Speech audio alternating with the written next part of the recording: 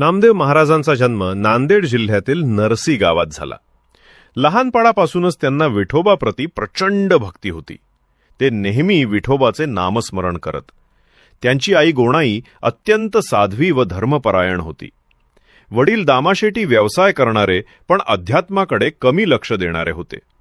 नामदेवांना मात्र लहानपणीच विठोबाची ओढ लागली होती. एकदा मंदिरात त्यांनी विठोबाला भाकर अर्पण केली, पण ती जागेवरच राहिली. ते रडू लागले. म्हणाले, देवा, तू खाल्ली नाहीस तर मीही काही खाणार नाही.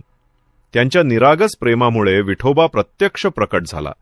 भाकर खाल्ली आणि नामदेवांशी गप्पा मारू लागला. ही घटना गावभर पसरली. सगळे लोक आश्चर्यचकित झाले. नामदेवांचे आयुष्य विठोबाच्या भक्तीतच रमले होते. त्यांनी अनेक अभंग रचले. त्या अभंगातून त्यांचे भावविश्व प्रकट होते. कधी ते विठोबाशी मोकळेपणाने बोलतात, कधी रुसतात, कधी विनवतात. विठोबा त्यांचा सखा, बंधू, पिता सर्व काही होता. त्यांच्या अभंगातून समाजाला देखील दिशा मिळाली.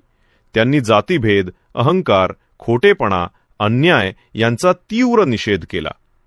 सामान्य जनतेला सोप्या भाषेत अध्यात्म समजावून सांगितले. नामदेव महाराज पंजाबपर्यंत गेले. तेथे गुरु नानकांच्या पूर्वसुरींना भेटले. त्यांच्या अभंगांचा प्रभाव सीख परंपरेवरही पडला. म्हणूनच गुरु ग्रंथ साहिबमध्ये नामदेवांच्या रचना आहेत.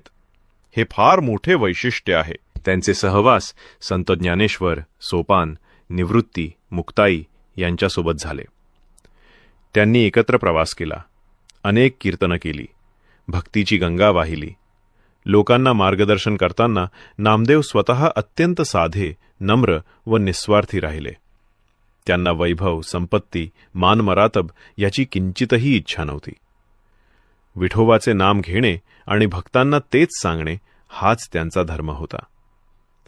त्यांच्या अभंगातून भगवंताकडे निखळ प्रेम व्यक्त होतं.